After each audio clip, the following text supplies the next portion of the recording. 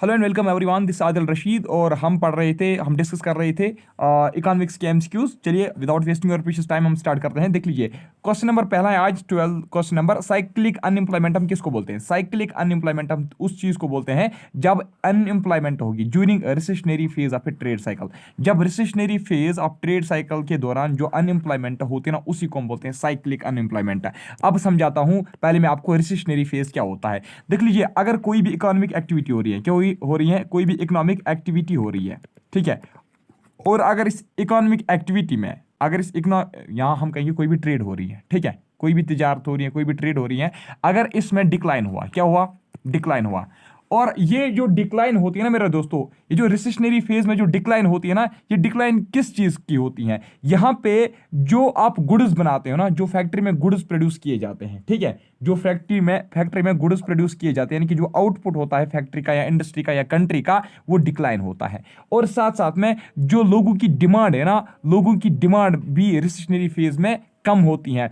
और जो लोगों की एम्प्लॉयमेंट, जो फैक्ट्रीज या इंडस्ट्रियां इस देश में होती हैं, वो भी कम होती हैं इस रिसेशनरी फेज के दौरान। तो इसका मतलब क्या है? रिसेशनरी फेज का मतलब होता है जब इकोनॉमिक एक्टिविटी में डिक्लाइन आएगी। डिक्लाइन किस चीज में? आउटपुट में, डिमांड ऑफ पीपल में और एम्प्लॉयमेंट ऑफ द पीपल में जब क्या आएगी? डिक्लाइन आएगी, उसी को हम बोलते हैं recessionary phase of trade cycle. तो वो अनएम्प्लॉयमेंट जो इस रिसेशनरी फेज के दौरान होगा, ठीक है। देख लीजिए, जब आउटपुट कम होगा, जब फैक्ट्री कम चीजें निकालेगी बाहर, तो इसका मतलब है ना एम्प्लॉयज भी कम लगेंगे।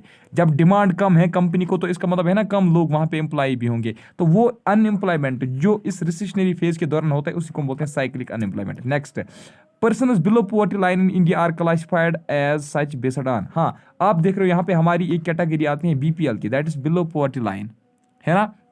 दूसरी होती है APLB, that is above poverty line.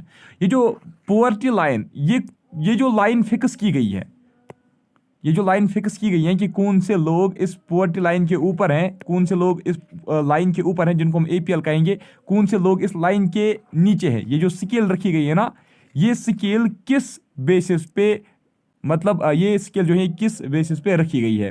तो याद रख लीजिएगा, they are entitled to a minimum prescribed food basket. ये देखा जाता है कि मिनिमम जो मतलब कैलोरी एक पर्सन को चाहिए, मिनिमम जो फूड एक पर्सन को चाहिए, ठीक है, उसका वैल्यू देखा जाता है, ठीक है, उसका वैल्यू देखा जाता है, उसका प्राइस देखा जाता है, उसी के बेसिस पे ये लाइन जो है फिक्स की जाती है।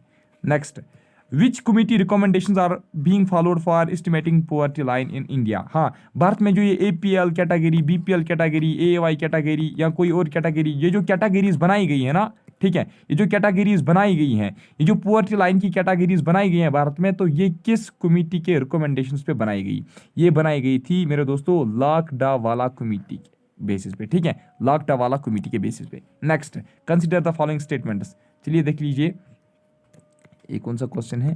15 हमें स्किप करना है, पहले से ही लिखा हुआ है। हाँ, एब्सोल्यूट पॉवर्टी का मतलब क्या होता है? एब्सोल्यूट पॉवर्टी का मतलब होता है मेरे दोस्तों, poverty in terms of basic minimum calorie requirements, ठीक है, poverty in terms of basic minimum calorie requirements, यानी कि मिनिमम कितने कैलोरीज एनर्जी एक पर्सन को चाहिए, ठीक है।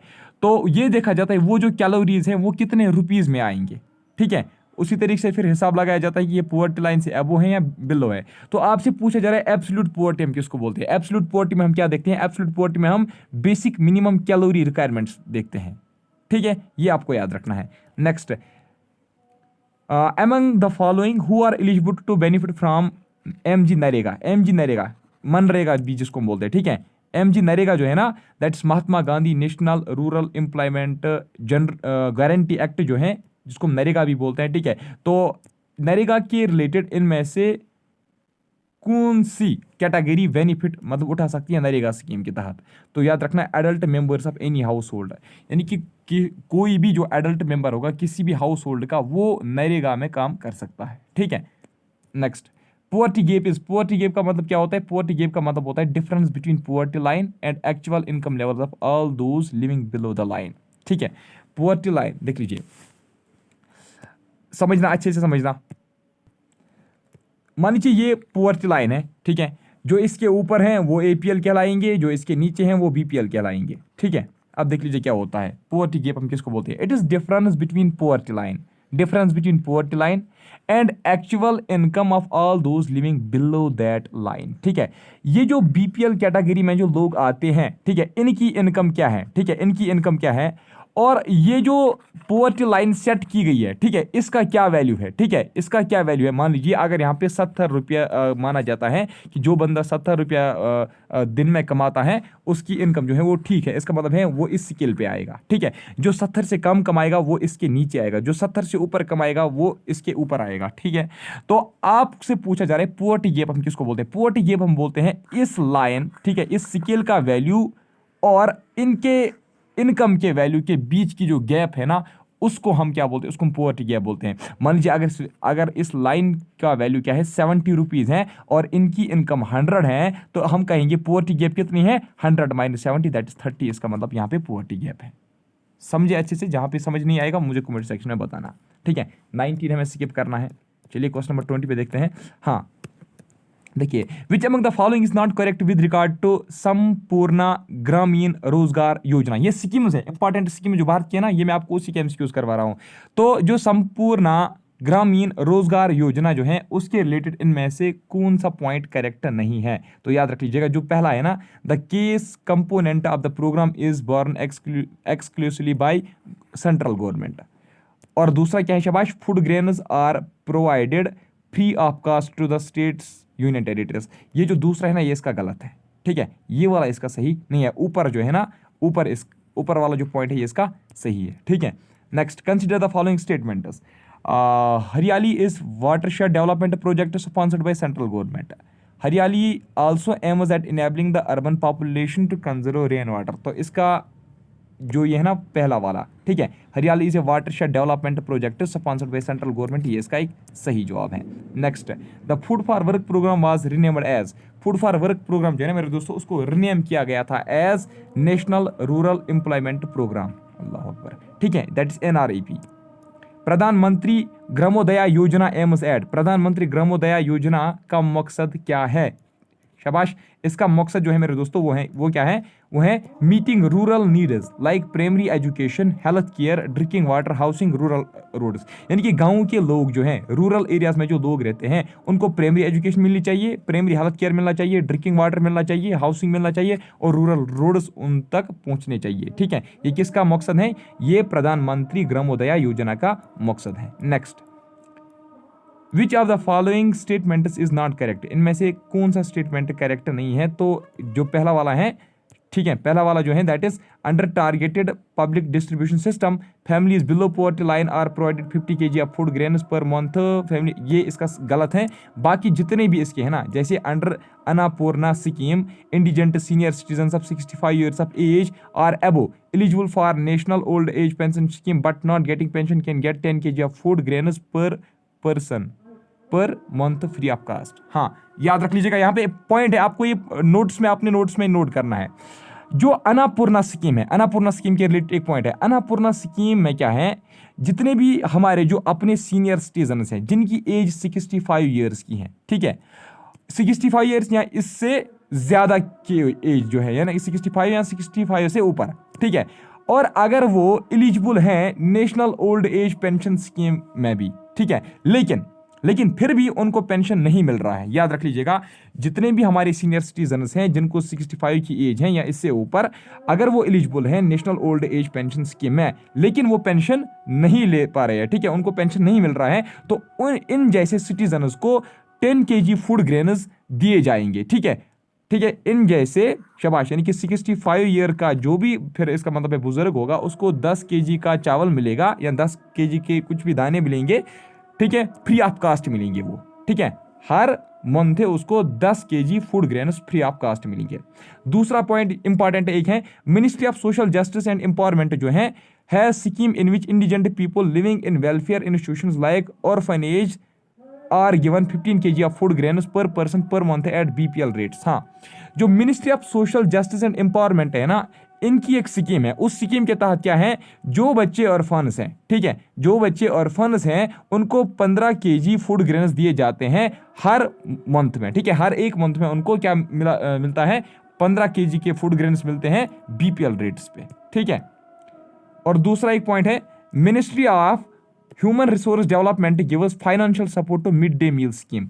जो ministry of human resource development है ना, जो एमडीएम चलता है ना, एमडीएम स्कूल्स में जो एमडीएम चलता है, मिड डे मील स्कीम, जो क्लास फर्स्ट से लेकर क्लास 5 के बच्चों को जो राशन मिलती हैं, ठीक है, 1 बजे का जो खाना उनको मिलता है स्कूल में ही, उसी को मिड डे मील स्कीम बोलते हैं। तो उस स्कीम को कौन फंड करता है, फाइनेंस सपोर्ट करता है? Ministry of human resource development.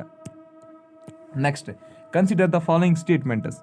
तो इनमें से आप याद रखना, इनमें से बी, ठीक है, बी जो है, बी इसका करेक्ट है, बी यानी कि 2 ओनली करेक्ट हैं। दैट इज जो किसान क्रेडिट कार्ड होल्डर्स होंगे, किसान क्रेडिट कार्ड होल्डर जो हैं मेरे दोस्तों, उनको अगर पर्सनल एक्सीडेंट इंश्योरेंस होगा तो वो कितना होगा रहेगा? वो रहेगा 50,000 का, ठीक है, फॉर एक्सीडेंटल डेथ।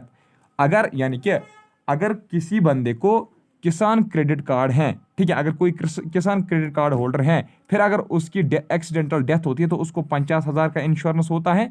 और अगर अब कोई डिसेबिलिटी होगी, ठीक है, अगर कोई डिसेबिलिटी होगी तो उसको 25,000 का इंश्योरेंस होता है, यानी कि उसको 25,000 मिलेंगे।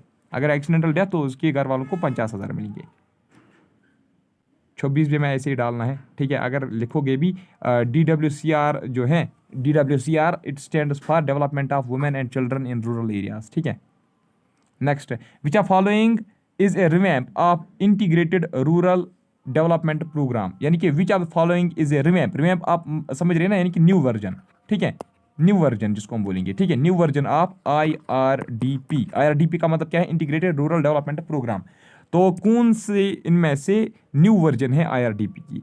तो याद रख लीजिएगा मेरे दोस्तों, दैट इज सी, यानी कि दैट इज स्वर्ण जयंती ग्राम स्वरोजगार योजना, IRDP की ये न्यू वर्जन है। नेक्स्ट, आई थिंक आज की इस वीडियो में हम इतना ही पढ़ेंगे क्योंकि मुझे लेट हुआ, मुझे यहाँ से और एक क्लास भी है। मैं आज नाई के पास गया था बाल कटवाने, तो वहाँ पे टाइम लगा, दैट्स वाई आज क्या वीडियो जो है मैं इतना ही रखूँगा, और कल मैं कोशिश करूँगा 2 लेक्चर लाने की। चलिए आज की इस वीडियो में इतना ही, मिलता हूँ आपसे नेक्स्ट टाइम, तब तक के लिए bye bye, take care, thank you very much. और आपसे एक बात शेयर करनी, हाँ, लास्ट के जो 8 दिन है ना वो आप मेरे लिए रखना, ठीक है, लास्ट के 8 डेज जो हैं वो आप मेरे लिए रखना। उससे पहले यानी कि जो आपके लास्ट 8 दिन है ना, यानी कि फर्स्ट से लेकर फिर 9 तारीख या 10 तारीख को आपको पेपर है ना, फर्स्ट से लेकर आगे जितने भी दिन हैं आपको एग्जाम तक, वो मेरे लिए रखना। मैं उनको नहीं खाऊंगा, आपके टाइम को देख लीजिए, उसमें मैं आपको जितना भी मतलब Indian history, modern, ancient, medieval, सब के MCQs में आपको करवाऊंगा, 1 लाइनर भी पढ़ाऊंगा, ठीक है। और करंट अफेयर आप तब तक खुद कंप्लीट करना, मैथ, इंग्लिश, रीजनिंग खुद कंप्लीट करना, बाकी आप मुझ पे छोड़ना, ठीक है। जो मिसलिनियस हैं, बुक्स एंड ऑथर्स हैं, अवार्ड्स एंड ऑनर्स हैं, वो सब मैं करवा दूंगा, आप टेंशन नहीं लेना। लास्ट के 8 दिन मेरे लिए रखना, उस दिन मैं लाइव आऊँगा, कंटिन्यूसली मैं लाइव होऊंगा दिन भर यूट्यूब पे, ठीक है। तो वहाँ पे हम ये सारे MCQs जो हैं हम करवाएंगे, ठीक है। चलिए bye, take care, thank you.